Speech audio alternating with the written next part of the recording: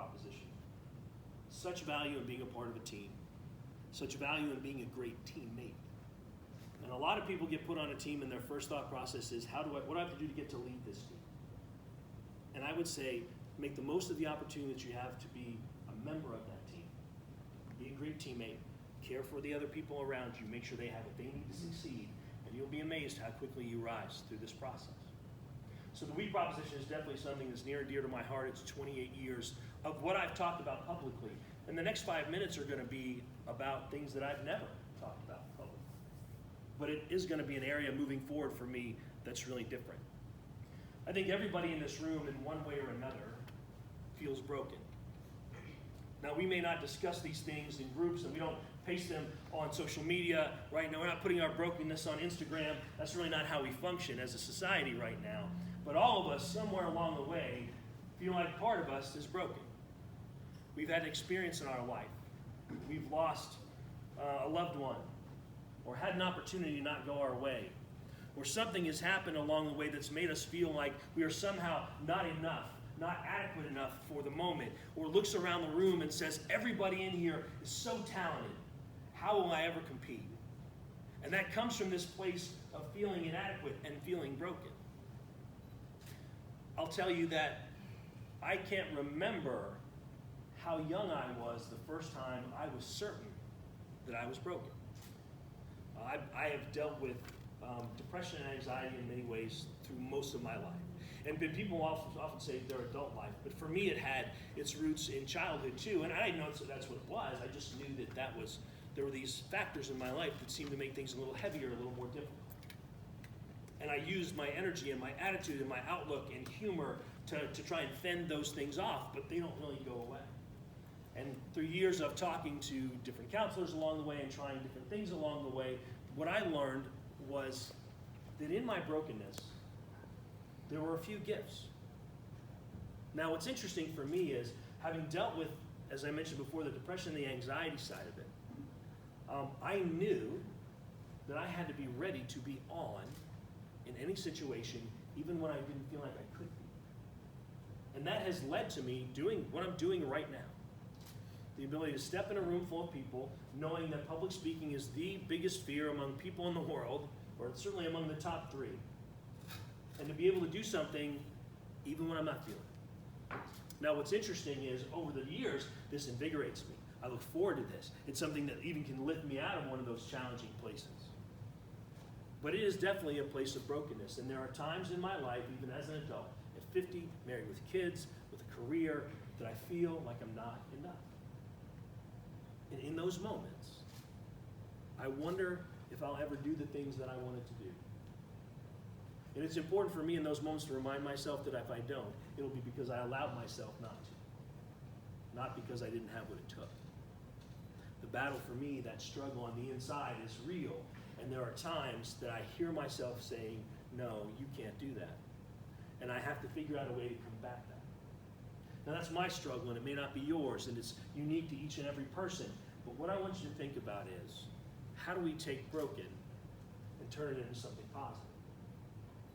How do we take broken and turn it up?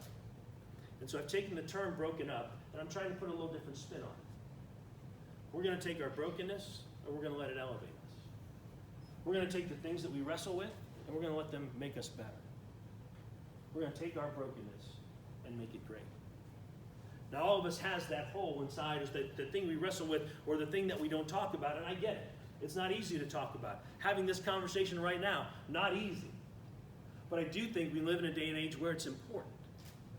And as we deal with a society that has learned to communicate in very different ways, and there is a lack of some types of intimacy that have existed in the past through interpersonal connection that are not quite the same, that we have to find ways to talk about things that are hard, to share our stories that are difficult, to lift up those around us. So for me, if I can take my brokenness and turn it up, it's not just so I feel better, but so I can share my story and I can hear yours. I'll use one last teaching tool for you. I often joke when I'm presenting about the fact that I'm not a reader. And to say that I'm not a reader is like a wild understatement, is my term. I first read a book for pleasure when I was 21. I was a sophomore, junior in college, and I read a book for pleasure for the first time. And it took me forever because I'm dyslexic. Now what's interesting was, it wasn't really an issue when I was younger. I managed to get out of the good reading group. That's what we did when we were kids. You're like the bluebirds and the redbirds and the yellowbirds, and everybody knew which was the high group and the middle group and the low group, even though they call us birds, right? That's just how it was. And I was a bluebird, thank you very much. And so I found ways along the way to cope and to make sure that nobody knew that I could not read like they could. Now, the amount of energy that it took and the amount of panic that went through me when we would get assigned a new text was significant. But what I learned along the way was, if I could find a way, I'd be okay. I didn't go talk to anybody about my issue until I was in college. And then when I decided to get tested, I took extra shifts working in the intramural department so I could pay for the testing myself so my parents wouldn't have to. I was that afraid of what other people would think of that shortcoming that I built out this whole plan to pay for my testing, meet with the counselor, and understand it all on my own to address it on my own. When I first started coaching, I was coaching part-time. I needed a job. I opened a gym and closed a gym a few nights a week, and I had hidden in my desk at the gym the Chronicles of Narnia, which are books that are meant for tweens. And my commitment was I was going to read them because I was going to beat this thing. And I did, and it took me forever. I now consume books on audio. We live in a wonderful day and age. Audible, they must think that I'm like their best client. But I still want to consume information and I still want to learn. But what I did learn from dealing with dyslexia was that even things that make me different can make me stronger. The coping skills that I learned, my ability to absorb conversation, because we get assigned a book in 11th grade, we're reading The Grapes of Wrath, for crying out loud. And I mean, there's a chapter in that book about a turtle crossing the road, and I know it's an allegory, but it took me forever to read it. I tried. But I went into class the next day, knowing that I hadn't done the reading everybody else had done. I spent the first 10 minutes listening to what everybody else said. I adapted pieces of what they had read. I put it together, and I took over the conversation. And I took it over so my teacher thought that I had read. You learn these skills if we embrace our brokenness. If we push our brokenness away or we try and trap it down, it will come up and it will eat away at us and it will raise our fear and anxiety levels in ways that are incredibly unhealthy. If we take a minute to look not at our brokenness, but maybe our differentness, and saying, what is this teaching me that not everybody else is learning? And we say that I'm leaning into that, you become exceptional in ways that other people are not. And you can impact the world in ways that are unique. We are made different for a reason. We need to be on teams for a reason. We want to bring different gifts together for a reason. Because synergy is real. And when you're feeling it with a group of people, man, you feel like you take on the world. And when you're not, you can't get out of there fast enough. Our differentness is like our superpower. It is what makes us different from the rest of the world. Sometimes our differentness is great. Wouldn't it be nice to be the fastest human being on the planet? I don't know, but I hear it's nice. Sometimes our differentness is hurtful. But there's no less power in either one. The power simply lives in the place where we can engage that differentness and make it meaningful. Share your stories.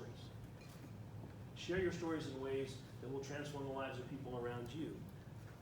Commit to teams and share your gifts, but be anxious to learn from the gifts of others. And when you're called to the front of the room and the light's on you, take a deep breath, enjoy the ride, and give it all you got. And if you're in the right group and on the right team, they'll cheer for you no matter what. And that's the quest. The we proposition pushes us to find the right team and the right place. So our story matters, our gifts matter, and we're a part of something much, much bigger than ourselves. You guys have been awesome. Thanks very much. I'll take a few questions if you want. You can clap if you want to. I saw a couple of these.